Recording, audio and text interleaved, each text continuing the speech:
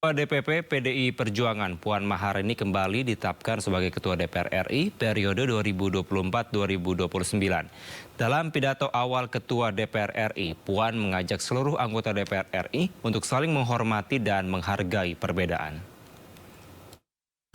Kami secara kolektif kolegial dalam kurun waktu 5 tahun ke depan, sejak tanggal 1 Oktober 2024 hingga 30 September 2029 akan mengkoordinasikan dan mensinergikan seluruh pelaksanaan agenda dan materi kegiatan dari alat kelengkapan DPR RI. Koordinasi dan sinergi tersebut akan diarahkan agar seluruh anggota DPR RI dan AKD DPR RI menjalankan fungsi legislasi, anggaran, pengawasan, dan diplomasi secara efektif. Kami, pimpinan DPR RI, secara kolektif kolegial akan memimpin dengan mengutamakan kerja bersama, gotong royong, membangun komunikasi lintas fraksi, lintas komisi, dan badan AKD DPR RI untuk mencapai kebersamaan. Kebersamaan bukan berarti semua serba sama, akan tetapi titik temu yang sama bagi mewujudkan kepentingan bangsa dan negara. Anggota DPR RI berasal dari berbagai latar belakang yang berbeda-beda, partai yang berbeda, daerah yang berbeda, beragam profesi, beragam tingkat pendidikan, beragam budaya, juga beragam gaya bicara. Ada yang keras, ada yang lugas, ada yang berpantun, ada juga yang alon-alon asal kelakon. Anggota DPR RI juga ada yang sudah 2 periode, 3 periode, bahkan ada yang lebih lama menjadi wakil rakyat. Oleh karena itu, kita harus saling menghargai dan menghormati perbedaan-perbedaan tersebut. Sebagai anggota DPR RI, kita harus dapat mempersatukan perbedaan dalam semangat gotong royong yang berbineka tunggal ika, mendapatkan titik temu yang sama bagi kepentingan bangsa dan negara. Karena tugas kita selanjutnya sebagai anggota DPR RI adalah harus mempersatukan rakyat dalam kerja bersama membangun Indonesia. Sidang Dewan yang terhormat, setiap pemilu selesai dilaksanakan dan rakyat telah memilih wakil-wakilnya, maka selalu disertai dengan harapan rakyat bahwa ke depan kekuasaan yang diberikan rakyat kepada kita, anggota DPR RI, dapat digunakan untuk merubah kehidupan rakyat yang semakin sejahtera. Menjadi tugas dan tanggung jawab kita, seluruh anggota DPR RI, untuk dapat menjalankan amanat rakyat dengan sebaik-baiknya. Ke depan, bangsa dan negara kita menghadapi berbagai tantangan dalam membangun Indonesia.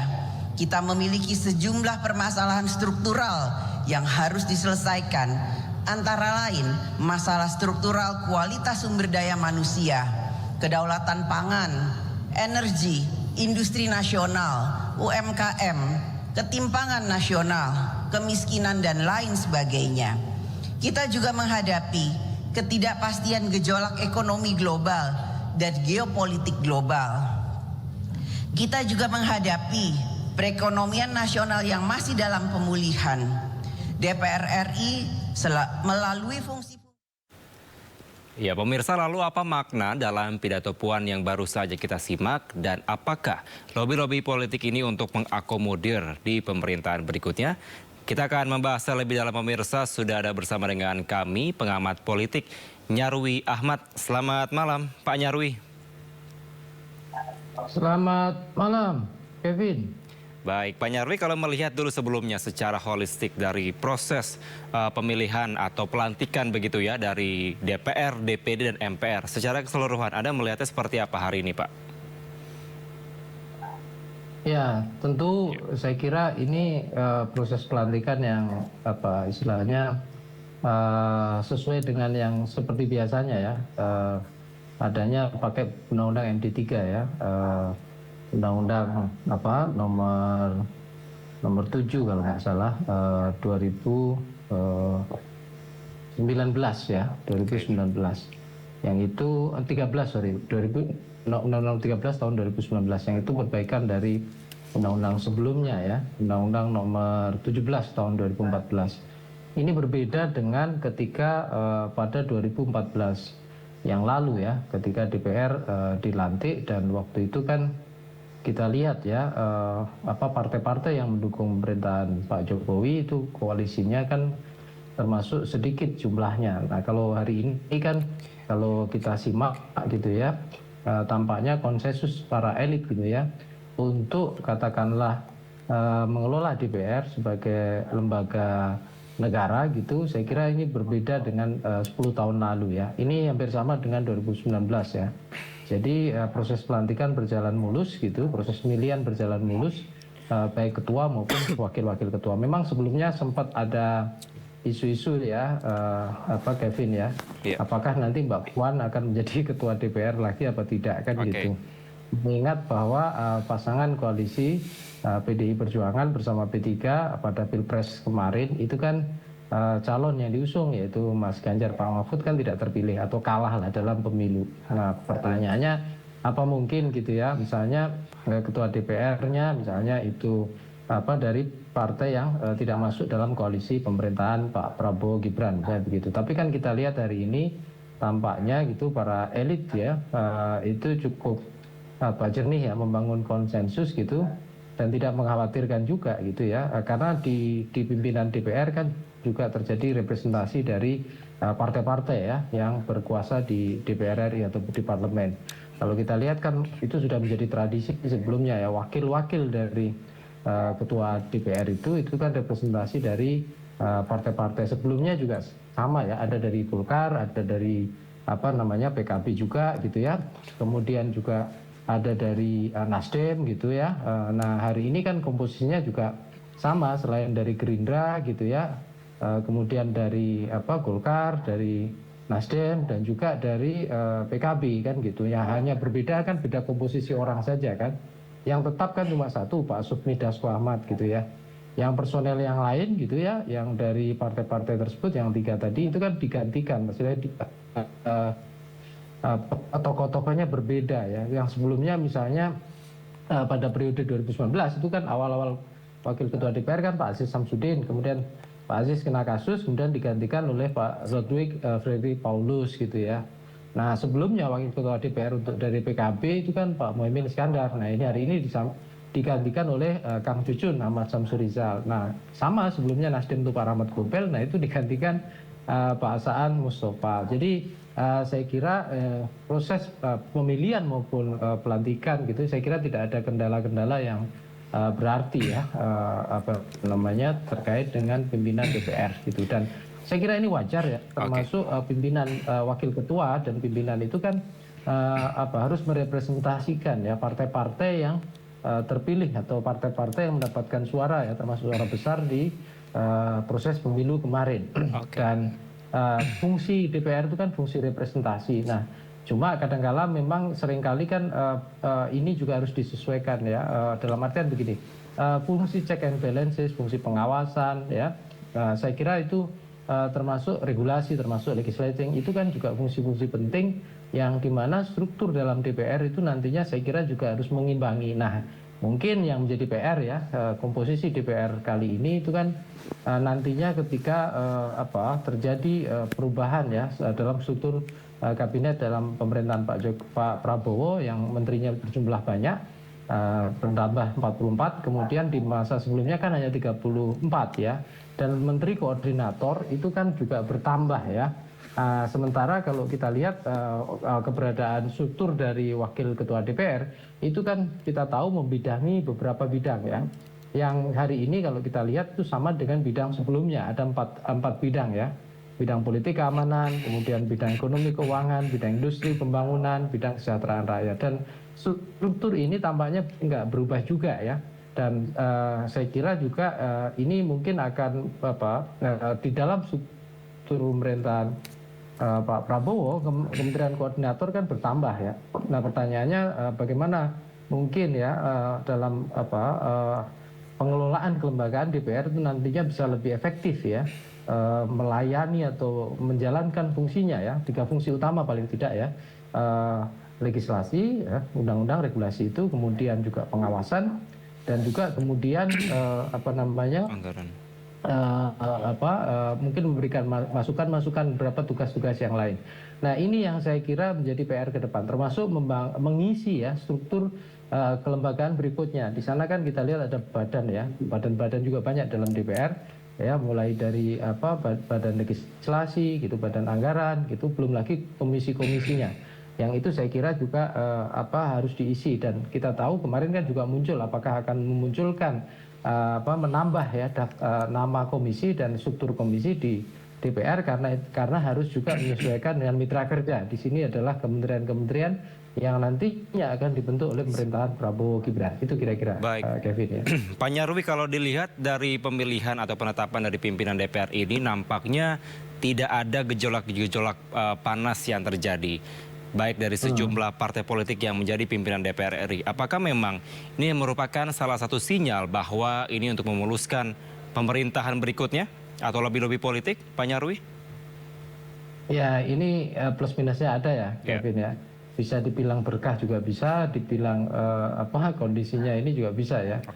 Misalnya begini, ini ada sisi positifnya. Sisi positifnya adalah kalau melihat komposisi dari wakil-wakil ketua dan yang ada di pimpinan DPR, di luar ya ketua DPR itu kan termasuk partai-partai yang menyatakan berkoalisi atau mendukung pemerintahan Pak Prabowo.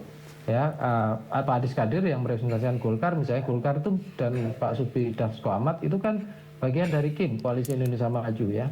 Sementara kalau Pak Saan, Pak Cucun gitu ya dari Nasdem dan juga dari PKB itu kan kalau dimasukkan koalisi masuk KIM plus kan gitu. Jadi itu saya kira itu juga menjadi sinyal bagus ya bagi pemerintahan Pak Prabowo Gibran ke depannya, ketika menjalankan beberapa agenda-agenda berrelasi dengan DPR dan misalnya terkait legislasi khususnya ya, itu saya kira akan ada pintu-pintu yang lebih mudah di sana untuk berkomunikasi. Nah, cuma saja kan kemudian orang bertanya, nah bagaimana dengan pimpinannya ketua DPR yang itu dari PDI Perjuangan yang sampai hari ini secara formal kan tidak menjadi bagian dari pemerintahan Pak Prabowo Gibran, khususnya di eksekutif. Ya, ini harus dilihat juga. Saya kira tidak ada masalah ya terkait dengan relasi-relasi personal antara Pak Prabowo dengan Bu Mega, Mbak Puan. Saya kira juga itu relasi-relasi yang sifatnya bukan hanya politik, tapi relasi persahabatan dan relasi yang sifatnya kenegarawanan di sana. Dan itu saya kira ada pertimbangan-pertimbangan jernih nantinya. Apakah misalnya mengawal kebijakan yang mungkin cocok gitu ya, dijalankan sejalan dengan kepentingan partai gitu, saya kira juga akan didukung ya. Kalau perlu disampaikan kritik, saya kira juga pasti akan memberikan kritik yang memadai.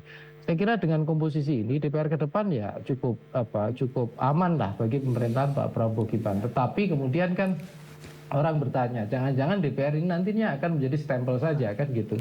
Ini suara-suara kritis kan dengan komposisi struktur kepemimpinan seperti ini. Nah, ini tentu menurut saya ya ini butuh kedewasaan dalam berdemokrasi ya bagi para pimpinan DPR juga dan sekaligus yang ada di pemerintahan. Saya kira sudah saatnya ya menempatkan yang pertama menempatkan pemahaman bahwa proses komunikasi politik dalam pemerintahan itu nggak hanya di eksekutif saja, tapi juga parlemen. Parlemen atau DPR itu sesungguhnya kalau kita lihat itu kan menjadi pilar demokrasi juga. Ya, partai politik tentu saja penyangganya, dan debat-debat diskusi di parlemen itu saya kira itu proses juga mengelola kekuasaan pemerintahan juga di sana, walaupun kita presidential government system. Tapi kan kalau kita lihat proses pembuatan undang-undang itu kan ada di DPR.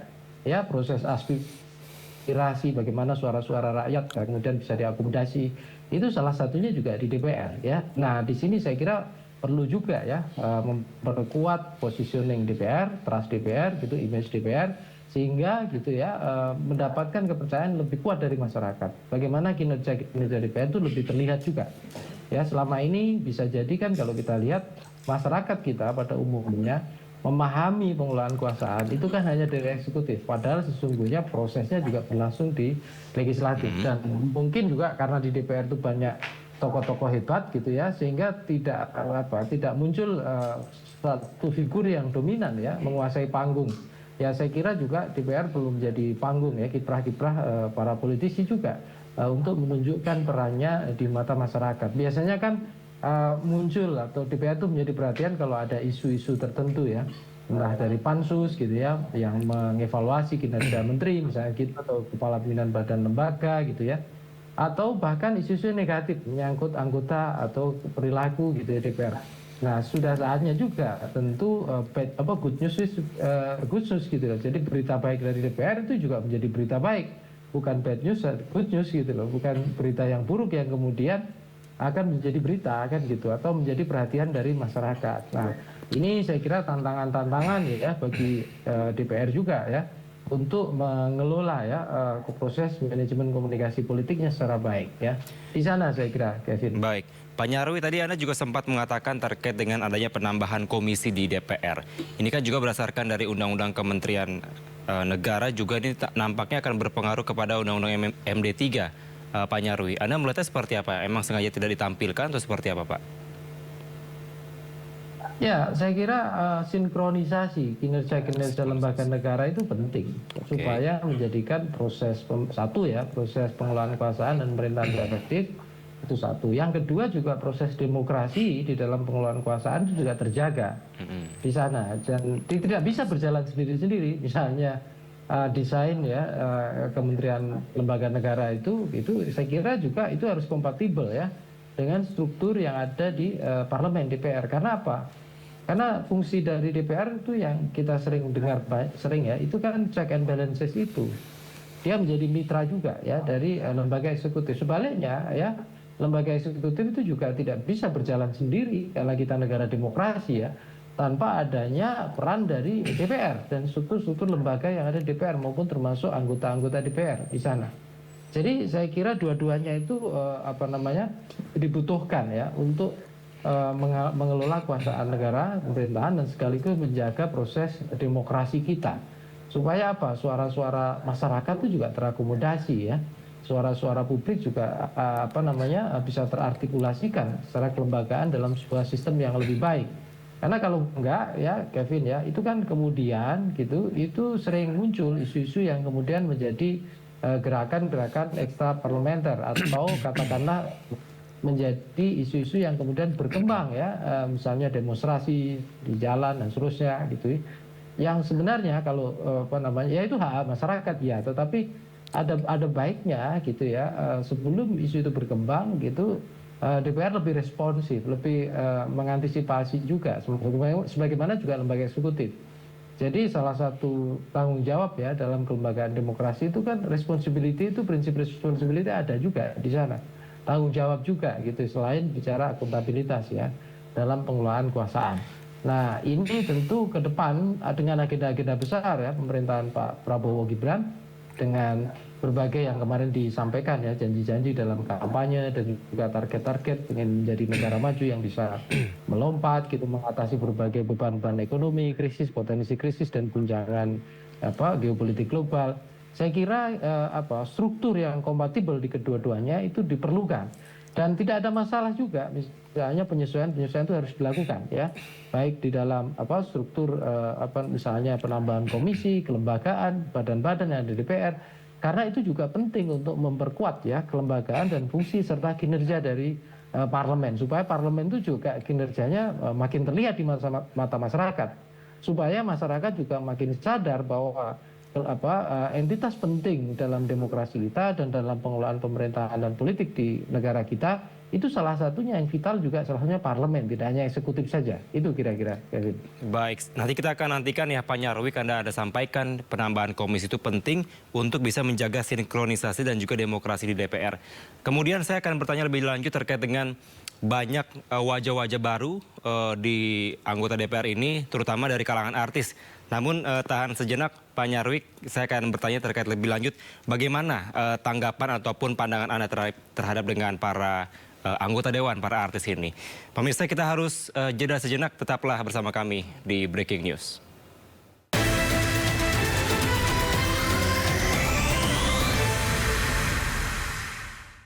Ya, pemirsa, kita akan melanjutkan dialog pada malam hari ini. Sudah ada bersama kami pengamat politik Nyarwi Ahmad. Pak Nyarwi, masih bersama saya?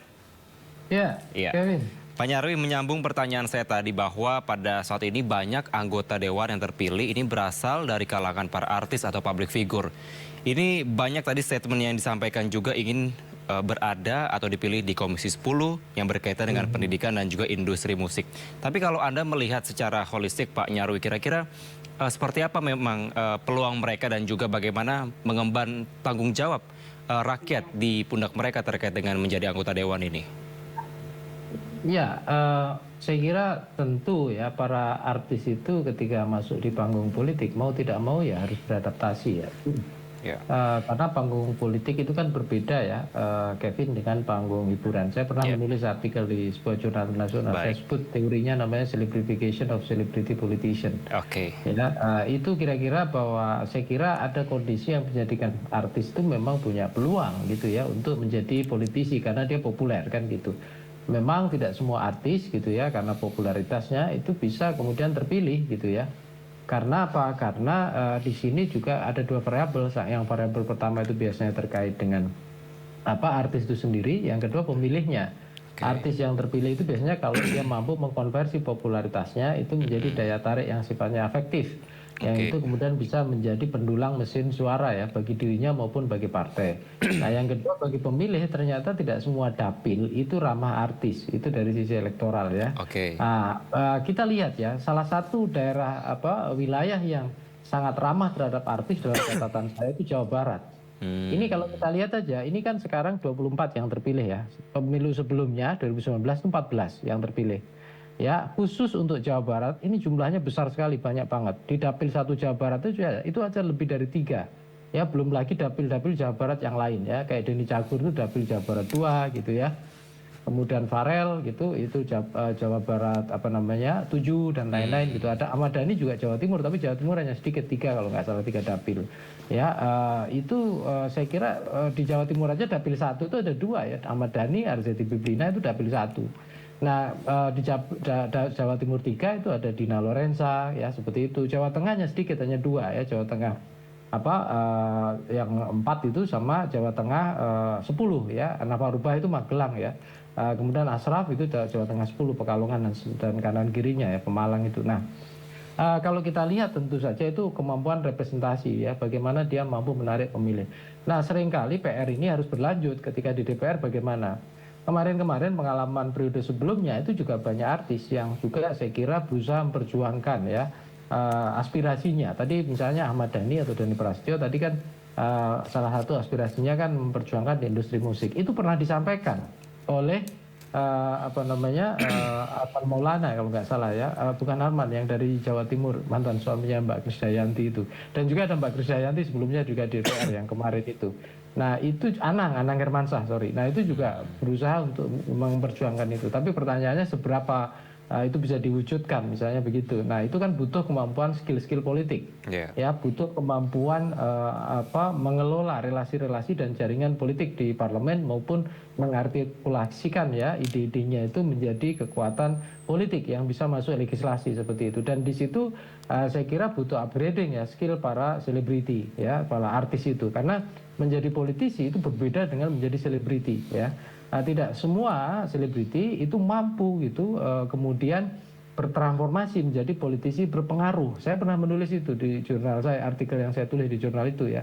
Karena apa? Karena itu tergantung pada tadi kemampuan selebriti itu sendiri. Yang kedua juga arena politik yang dihadapinya. Tentu masing-masing selebriti beda-beda ya karakternya maupun skill-skillnya gitu. Termasuk posisinya di masing-masing partai. Saya contohkan misalnya Eko Hendro itu kan juga selebriti, termasuk dari Dapil Jakarta. Dapil Jakarta DKI 1, 2, 3 periode ini itu termasuk panen artis yang terpilih ya. Dari Dapil 3 gitu ya, itu Once Merkel masuk gitu, sebelumnya kan nggak ada artis itu. Ya, kemudian Dapil Jakarta Timur DKI 1 itu Hendro dan juga yang lain kayaknya ada satu lagi. Nah, di luar itu saya kira termasuk Mas Hendro itu dari PAN misalnya. Itu kan dipromosikan salah satunya kan menjadi sekretaris jadi fraksi saya dengar ya. Artinya kan bukan hanya posisinya menjadi selebriti yang berpengaruh saja, tapi di partai juga mendapatkan tempat. Nah di sana pertanyaannya bagaimana masing-masing kondisi partai ya, termasuk memberikan peluang bagi para selebriti yang menjadi anggota DPR ini punya peran lebih. Nah, ini juga harus dibarengi dengan skill gitu ya, dan pengelolaan resources yang dimiliki oleh para selebriti ini. Sebenarnya ini bukan barang baru di kalangan selebriti, Kevin.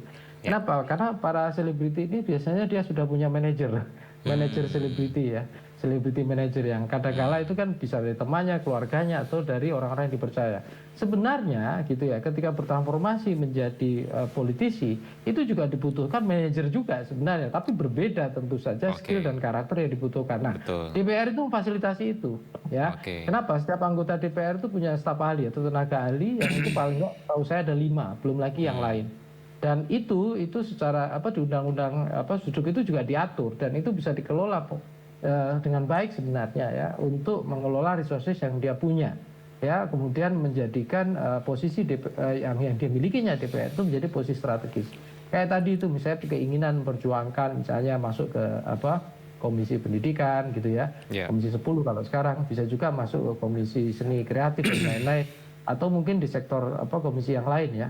Tentu ini sangat tergantung juga bukan hanya minatnya atau passionnya atau penguasaan atau skill yang dia punya, tetapi juga keputusan-keputusan partai politik. Karena kita tahu ya, keputusan anggota DPR ada di komisi mana, entah dia sebagai anggota atau pimpinan, itu balik lagi ke partai politik masing-masing. Dan di sini tentu bagaimana relasi-relasi gitu, penugasan kalau bahasa-bahasa yang sering disampaikan partai-partai kader itu oleh gitu ya pimpinan kepada anggota-anggota yang terpilih. Dan ini saya kira juga membutuhkan tim dan skill yang bagus juga gitu ya. Tentu ini beda antara selebriti yang menjadi anggota DPR dengan selebriti yang menjadi anggota DPD seperti Komeng tadi ya. Tentu ada keterbatasan kalau dia menjadi anggota DPD karena kalau DPR itu kan punya power ya, menjadi power untuk melakukan legislasi khususnya ya. Kalau DPD kan sifatnya mengusulkan ya. Nah, di sini saya kira juga butuh ya semacam kerjasama atau kemampuan untuk menyuarakan gitu, termasuk lobby-lobby. Saya kira kalau ada beberapa ide-ide yang bagus ya, yang misalnya contoh bagaimana mensupport ya komunitas seniman, komunitas budayawan, bukan hanya pada level nasional tapi juga pada level daerah. Kita tahu ya, kemarin itu selama COVID banyak itu para seniman budayawan yang luar biasa menderita sebenarnya kena imbas itu, dan bagaimana itu misalnya diakomodasi suaranya kemudian menjadi bagian dari yang diperjuangkan, bukan hanya partainya. Tapi yang menarik Kevin ya, selebriti ini saya lihat terpilih di sejumlah dapil yang bahkan di dapil yang sama itu lintas partai. Jadi ada beberapa dapil yang saya kira itu termasuk cukup ramah ya, cukup mudah ya bagi selebriti untuk menjadi daya tarik dan terpilih ya. Jawa Timur itu dapil 1 di sana, walaupun saya kira pertarungan di lapangan juga keras juga. Mbak Arzetti Bilbina itu kan beberapa kali di dapil situ ya. Nah, kemudian Dhani Prasetyo itu dapil 1 ya. Dan kita lihat termasuk dapil yang terakhir yang saya kira banyak menyumbang selebriti itu dapil DKI 1, DKI 2, dan DKI 3. Dapil DKI itu di kalangan para anggota DPR yang pernah nyalek itu sering ada dilabeli juga beberapa ya, seperti dapil neraka ya, karena persaingannya begitu sangat keras. Kemarin aja di dapil DKI 3 itu kan banyak incumbent yang tumbang kan, termasuk dari partai-partai kuat ya. Nah, dapil 1, nah dulu bahkan gitu ya, salah satu misalnya pernah menjadi pimpinan ya di DPR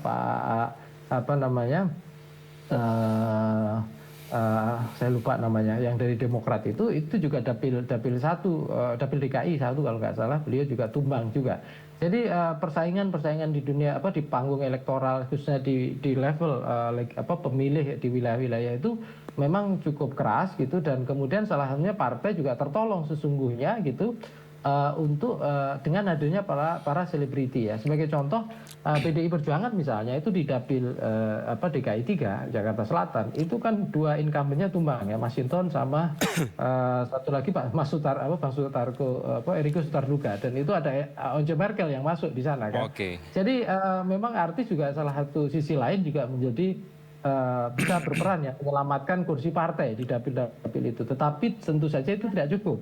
Ya, tentu harus dilanjutkan ya dengan kemampuan mengelola resources dan potensinya, kemudian untuk bisa berperan lebih ya di DPR, sehingga representasi kinerja partai itu makin terlihat ya di panggung parlemen. Kira-kira itu, Kevin. Oke, Pak Nyarwi, ini menarik, Anda sempat menyatakan bahwa ada dapil atau daerah pemilihan yang ramah dan juga tidak ramah terhadap artis.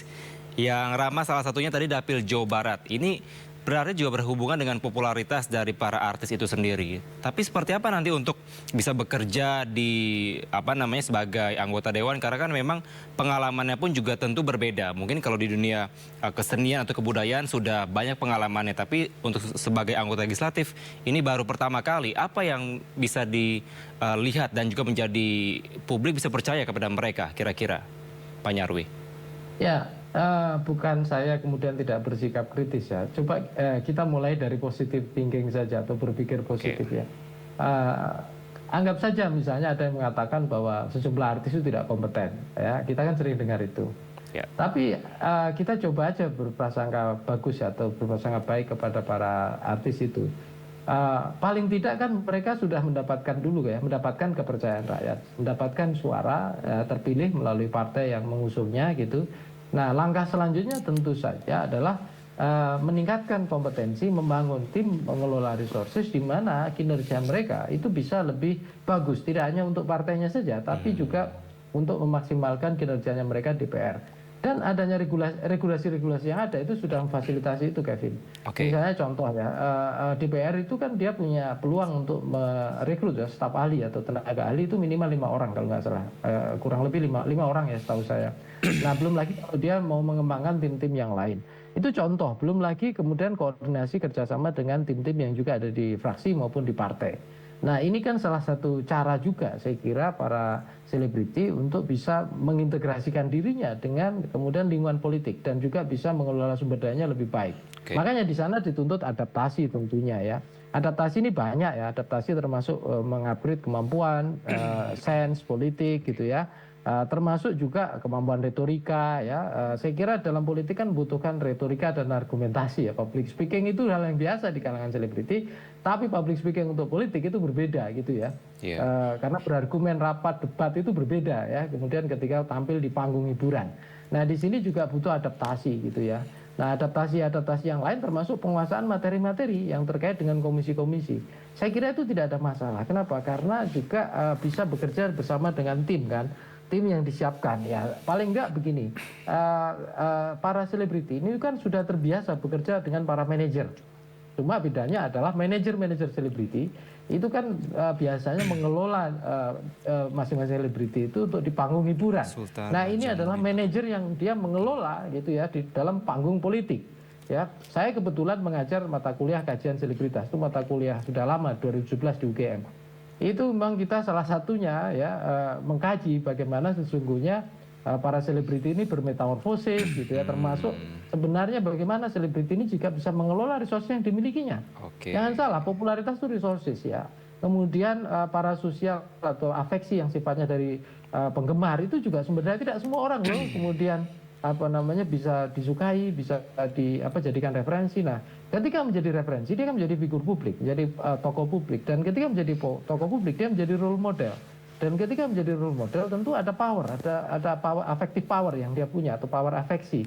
Nah, ini yang mestinya bisa dikelola dengan baik secara positif, termasuk bisa dimanfaatkan ya di parlemen ya untuk kemudian mewarnai gitu ya panggung DPR kita itu kemudian jauh lebih menarik, jauh lebih menjadi perhatian publik, dan juga parlemen menjadi pusat perhatian masyarakat gitu ya dalam mengelola kekuasaan dan lembaga politik ya, sehingga bisa mengimbangi gitu kerja-kerja lembaga negara eksekutif yang selama ini kalau dalam mindset masyarakat kan juga sangat lebih dominan. Ini kan tercermin di data survei ya. Kinerja parlemen itu susah sekali terlihat ya. Kalau yang bagus tadi saya bilang, yang bagus-bagus itu kadang-kadang sudah terlihat, yang negatif-negatif akan mudah muncul. Nah, eksekutif sebaliknya lebih dominan terlihat oleh masyarakat kita. Nah, para selebriti ini saya kira bisa bukan hanya gitu ya mengupgrade dirinya, menjadikan berpengaruh, tapi berkontribusi ke partainya, berkontribusi ke parlemen juga ya, berkontribusi dalam kemudian menjadikan parlemen atau DPR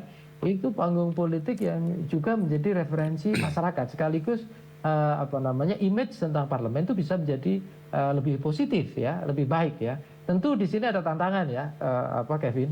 Kadangkala dunia selebritas itu kan penuh kontroversi ya, penuh hal-hal yang sifatnya gosip-gosip dan seterusnya gitu ya. Nah, ini kadangkala juga kemudian image personal selebriti ini kadangkala bisa aja terbawa menjadi berkontribusi ya yang tidak bagus juga ke image partai ataupun bahkan ke image parlemen. Tetapi itu kan bisa jadi karena kejadian-kejadian tertentu, artinya masih bisa di-manage dengan baik dan diantisipasi sesungguhnya. Artinya tidak datang setiap saat. Kira-kira itu, Kevin. Baik, semoga nanti kita nantikan bahwa para wakil rakyat dari kalangan artis ini bisa beradaptasi di DPR dan kita melihat seperti apa kira-kira kinerjanya nanti, Pak Nyarwi. Kemudian Pak Nyarwi, saya mau bertanya terkait dengan hari ini juga dari DPD melakukan paripurna terkait dengan pemilihan pimpinan DPD RI. Ada dua nama yang kembali mencuat dan menjadi perhatian publik. Yang pertama adalah Lanyala Mataliti selaku Ketua DPD RI periode sebelumnya dan juga ada Sultan Najamuddin selaku Wakil Ketua DPD RI periode sebelumnya. Kemudian ada kontroversi lagi bahwa perubahan tata tertib di DPD terkait dengan proses pemilihannya yang katanya untuk kepentingan Lanyala Mataliti sebagai Ketua DPD pada saat ini. Anda melihatnya seperti apa, Pak Nyarwi? Ya, perebutan DPD, pimpinan DPD ini memang lebih panas sesungguhnya. Walaupun kalau dari sisi strategis kan lebih strategis DPR. Tapi ini tidak hanya kejadian hari ini ya, Kevin. Kalau kita ingat periode sebelumnya itu kan Pak Lanyala Mataliti kan juga bertarung juga ya untuk menjadi ketua DPD waktu itu. Dan tentu di sana saya kira dasar dari regulasi yang selama ini digunakan itu juga menjadi referensi. Tapi balik lagi ya. Pertarungan ini kan kadang-kala memperebutkan representasi siapa yang menjadi ketua lembaga negara. Karena bagaimanapun gitu ya, DPD ini kan juga tetap sama lembaga negara secara posisinya, secara kelembagaan itu kira-kira statusnya sama. Cuma bedanya di peran dan otoritas yang dimilikinya kan gitu. Karena kalau kita lihat kelembagaan gitu kan, MPR ini kan komposisinya juga dari anggota DPR dan juga anggota DPD. Nah makanya biasanya ini menjadi penting ya, karena siapa yang menjadi simbol gitu ya dari pimpinan lembaga tersebut termasuk DPD itu kan punya peluang ya kemudian untuk menyuarakan bukan hanya pendapatnya sebagai ketua tapi juga keberadaan dirinya ya sebagai ketua DPD. Makanya pertarungan DPD ini pertarungan yang cukup keras gitu, dan dugaan saya Pak Lanyala juga sangat bersemangat lagi itu untuk menjadi ketua DPD ya, meskipun tentu para yang lain juga ada keinginan ya untuk bisa menggantikan atau menggeser Pak Lanyala. Tapi kalau kita lihat kan pola-pola ya yang selama ini terjadi proses komunikasi ya yang dijalankan Pak Lanyala ini sebagai ketua DPD itu cukup diterima lah menurut saya oleh para elit-elit yang lain, sehingga dugaan saya juga salah satu ya di sini peluangnya juga cukup besar ya, kecuali nanti ada beberapa perubahan-perubahan mendasar terkait aturan-aturan. Tapi balik lagi ini kan kita belum tahu ya real di lapangan ya Kevin, seperti apa situasinya gitu, itu kira-kira. Baik, Pak Nyarwi, nanti kita akan sama-sama saksikan dan juga bagaimana hasil pemilihan dari pimpinan DPD. Semoga tadi bahwa adanya kontroversi yang yang terjadi bisa diredam dan DPD nantinya bisa melakukan tugas dan fungsinya sebagai melakukan pengajuan dari RUU daerah, kemudian pertimbangan dan juga pengawasan pastinya. Terima kasih pengamat politik Nyarwi Ahmad telah bergabung bersama kami di Breaking News. Salam sehat selalu, selamat malam Pak Nyarwi. Selamat malam Kevin. Baik.